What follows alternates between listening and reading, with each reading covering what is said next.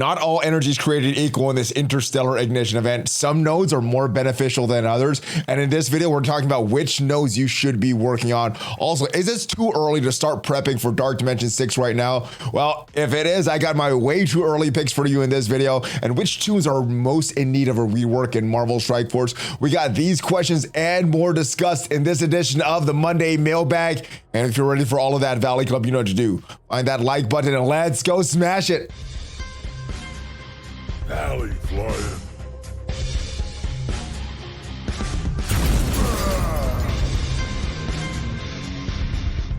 Hello there, Marvel Strike Force fans. Welcome back to the ValleyFlyin channel. I'm ValleyFlyin. Hope you had a great weekend. We are answering your questions from Discord on the Mailbag channel. And if you want to get one of your questions answered, because we do this video every single week, make sure you are a member of the Discord. And if you haven't already subscribed, hit that subscribe button for more great Marvel Strike Force content. We're going to talk about this Interstellar Ignition event and which nodes you should be farming in this event. Also, some Dark Dimension 6 preparation. Which are the characters that I'm recommending right now, and which tunes are in need of rework? We got a lot of other questions from the mailbag, but let's get right into this event going on right now. It's called this Interstellar Ignition event, and for this you need to earn these interstellar orb fragments, which you can from a web milestone and from farming select campaign nodes and by spending power cords. Now, not all these nodes here are equal in this. So if you want to know which nodes you could get these fragments of this orb from, you're going to go down to this interstellar orb. And if you don't have any of these to open, or you don't have enough to open an orb, what you're going to do is go into this, go to the find button, and you'll see a list of all the nodes where you could get these interstellar ignition. Now, the first few nodes, you're getting 12, or you're getting 36 of these orb fragments for 12 energy. That's giving you about three of these orb fragments per energy spent. So not the worst deal in this. The worst is probably this conversion right here. You're getting 46 orb fragments for 16 energy spent. That's almost 2.9 fragments per energy spent. So this is not good. Don't spend it on any of these 60 nodes. And especially if you're farming Nick Fury right now and trying to get these cream minions to unlock Nick Fury, you might want to wait until this event is over. These are not that great either. 58 of these orb fragments for 20 energy, and that is a little less than 3 fragments per energy spent. So that's a bad deal. Now, if we go, this is what it is. The conversion rates for these are pretty much the same all across the board until we get all the way down to our heroes, the hard section of the heroes campaigns. And if we look at these, we're in the hard heroes now, we could get 12 or 40 of these orb fragments for 12 energy. And that's going to give a 3.3 conversion rate of fragments to energy spent. In this Heroes 1-9, we have a 24 as well. You're getting 80 of these orb fragments for 24 energy spent. And that also works out to that 3.3 orb fragments per energy spent. And there's one more, there's a 15. If we scroll down a little bit more, we'll see one of these energies costs 15. And those are the most recent heroes, the hard heroes and the hard villains campaigns. We scroll all the way down towards the end here. Man, there's a lot of these nodes here. Here's one that says 15. There we go. And this one, and it's just pretty much the same for this 30 as well, but you're getting 50 of these orb fragments for 15 energy spent. That also works out to that 3.3. And because this is double, 30 energy spent for 100 orb fragments, that's also that 3.3 conversion. So basically, the long and short of it, do the hard and heroes, the hard heroes and hard villains campaigns. Man, I had a tough time to getting that out, but do those hard ones. That's going to get you the best conversion. If you really need shards or gear from some of these earlier campaigns, hopefully you could wait until this event is over, but hopefully you have access to the harder chapters of heroes and villains, and you can get your most bang for your buck for this mission right here. And power core savings as well. All right, next we have our questions for the mailbag. First question of the week comes from Brother Giraffe, and Brother Giraffe asks, personal question here, if you had to choose one non-meta character to get reworked into a meta character, who would you choose? For me, it would be Ghost, because I see a lot of potential, but she needs a stats and buff to justify it. Now, for me, I'm not looking so much towards a character that has an interesting kit that I want to be buffed. I think for me, I'm going to lean towards more characters that I like. And if we go into the roster right now and scroll all the way to the bottom, because yeah, if they're a good character already, they're probably upgraded. So let's talk about some of these other characters that are not as good that we could use an upgrade for. Let's scroll a little higher here because there is a character that I did like. And the girls were asking me last night, what is my favorite female MCU character? And I think the answer to both these questions is going to be the same. And it's based on, I just think she's a cool character to the MCU. Plus, in the game, I got lucky and got her to 7. I got a 7 red star pull on her. And that character is Yelena Belova. We have her at 7 red stars. We pulled this back in the day. And the military skill kind of sucked. They got a rework and became usable, but they kind of suck again. So Yelena Belova is kind of my selfish pick because I enjoy that character in the MCU, plus I have 7 stars. So that is my first pick. But there's a few other characters that I do think I would like to see rework. Let's go all the way to the bottom though, because these characters are not very built up. First character that I want built up is a character that's actually pretty useful right now, but just doesn't have the stats to recommend building him up. It is Cable, and the reason a lot of time Cable has that use is because he manipulates the speed bar on spawn, fills speed bar by 5% for self and all allies, and that allows him to do kind of what Emma does, get in front of the other team. So I would like to see Cable rework just to make him usable in other game modes, and I could build him up, and he's not going to be like an instant die in Cosmic Crucible and War and things like that when I'm trying to get in front of other teams. So Cable, I think, is probably my second pick here. Let's move up to some other characters that I do enjoy. Now, a lot of this is from the MCU, and I wish they were better. Moon Knight was a series that I thoroughly enjoyed on Disney Plus, so I would like to see him get buffed up a little. He's kind of, even on release, he's kind of a war offense character, which worked good for a while, but those go out of style. They're not very good. Shadowland's not very good right now. But yeah, Moon Knight I would like to see. And last but not least, another MCU show that I enjoy was Hawkeye.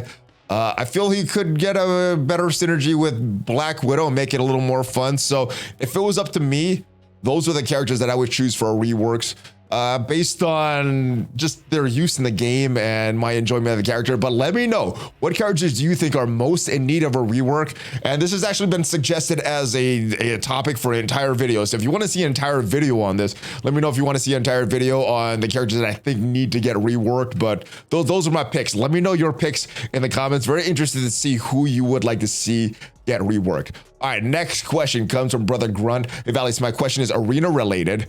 I don't have Kang or Apocalypse. What would be an ideal counter? Now, this is a tough question because without knowing what else is in your arena shard, what kind of defenses you're running against, that will change the answer. But let's say you have an arena shard without Apocalypse. Then very easy. You run your Weaver, your Eternals, and other characters based on who the opponent is running, trying to get in front of their team, just to try to get, and maybe even Loki to get Cersei going in front of Icarus. But I would do some kind of Tangle the Eternals combo if you don't have Apocalypse. Now, when you do have Apocalypse on defense in your arena shard, that's when it gets kind of complicated. And I don't know if there is a counter if you don't have Apocalypse. If you don't have Kang, you're fine. But if you don't have Apocalypse, the reason it's so tough is because Apocalypse was designed to be an arena character that's designed to counter a lot of the previous metas that we had. So one way that you could really get in front of other characters in arena is with Emma Frost. And I forgot about her. The Tangled,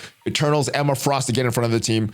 Emma Frost is great to get in front of there because she reduces the speed bar of your opponents, but the speed of this character and each ally can only be reduced by slow. So there goes any Emma counters that you have. At the start of the match, enemy characters cannot spawn with safeguards. So there goes like an Infinity Watch, the old school meta team that if you want to get your debuffs on the characters, you can now if you have Apocalypse on the field. So trying to tackle them with something like an Infinity Watch, if you see a big Apocalypse defense, won't be as good because they won't have safeguard, and the characters, he is going to have safeguard, immunity, and charge. Now, this is the big one. On not the big one yet. On stun, clear, stun, heal, block, and heal for 20% of this character's max health. So you need to be able to ability block Apocalypse very early on. But he does have this safeguard, immunity, and charge. So you need someone that's going to flip that as well. Lower the focus of the first enemy to take a turn of this match by 200%. So unless they have a way to get some the accuracy back, you're going to be missing that first attack, and it's not going to be very good. And last but not least, In Arena or War, all allies gain 100% accuracy, which means that that Spider Weaver counter, if you see Apocalypse on defense, won't work because her charges reduce the accuracy of the enemies by 100%. Well, if Apocalypse is giving out 100% for Arena and War, Apocalypse, Spider Weaver's charges basically don't do anything with Apocalypse. So it's gonna be very tough to counter any Apocalypse defenses without Apocalypse. But if you do not have Apocalypse on defense, you got your Tangled Web, you got your Eternals, you got Emma Frost that can get in front of most non-Apocalypse Arena teams. But that is it. If you have other counters in there, let me know. But if you do see Apocalypse on defense, I think it's going to be tough to counter Apocalypse without Apocalypse. But there's some other ideas out there from the Valley Club. I am very curious to hear it because I haven't found a solution to non-Apocalypse trying to take on Apocalypse on defense in Arena yet. All right, so what are the characters that you recommend for Dark Dimension 6? Now it's way too early for all this, so this is probably going to change as we get closer to Dark Dimension 6. But with that caveat on there, let's go look at some of the characters that I recommend. So I think Legendary is the easiest. Bring in your Horseman, bring in Nick Fury because he is one of the Invader characters, so you're going to get value there. You're going to get some of the current best characters with these Horsemen. You also got Nick Fury. If Nova is out on time, he's going to be a good Legendary as well, and you could replace your least used characters out of this with Nova. So that's why I would use the Legendary. Cosmic, I also think you got some good choices here. Kang is one of the best characters in the game. Dormammu, if you're going into Dark Dimension 6, you already have him from Dark Dimensions 5, so I think he's a great character there. And as far as the Eternals, I think they're still relevant enough to bring them up for Dark Dimension 6. And then Kestrel is a good character as well. Now, she is losing favor. I'm not sure if I would recommend her a few weeks from now, especially with some of the characters coming to the game. But if we look at some of the other options here in Cosmic, I mean, maybe some of the other Guardians, maybe like a Cosmo or one of these newer characters that got released. But not seeing any characters that really stand out to me. We got some good characters in a Dad Bros who can be used for that Nova unlock. But yeah, not a lot of great. We got some cheap characters here, like a Star-Lord, T'Challa. We got a Ravager Sister who's very cheap, so you could go that route as well. But if Dark Dimension 6 started today and had the gear, these are the characters that I would take in. Next section, City. Not a lot of great City characters, so this is kind of a harder choice because of that. Cloak Dagger are always very good. They do take a lot of the same gear, so that may be a limiting factor for a lot of players.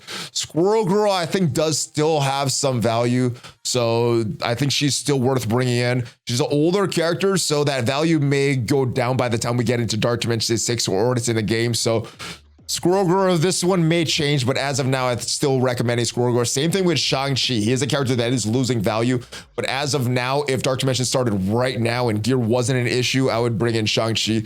And Firestar, I have her as a pick here, mainly because she has a mutant tag and doesn't have one of these other tags there. So it'll enable us to use a few more pieces of gear. Other characters in this City section here that you might want to take in are Spider-Man 2099, Mr. Negative, but that is about it. That is about it as far as who I would recommend.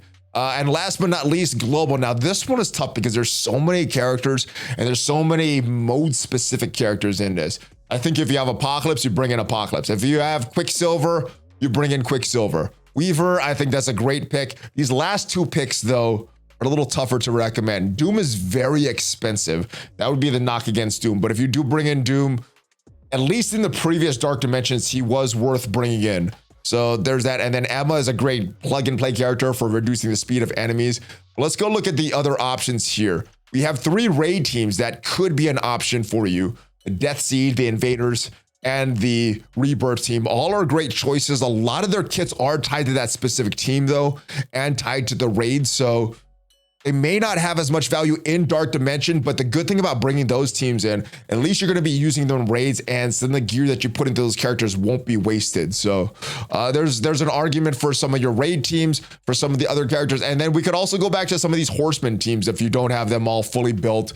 Maybe you don't have Apocalypse unlocked, and you're still needing to put some gear into these Horseman teams. You could do that as well. So those would be my recommendations. These are my recommendations, of course, as of now. I may not be recommending these in a few weeks, but this is who I would bring in. Dark Dimension started right now and gear wasn't an issue. Who would you bring in? Let me know, Valley Club. Let me know in the comments. Who would you bring into Dark Dimension right now if it started right now and gear was not a consideration that you had to worry about? All right, next.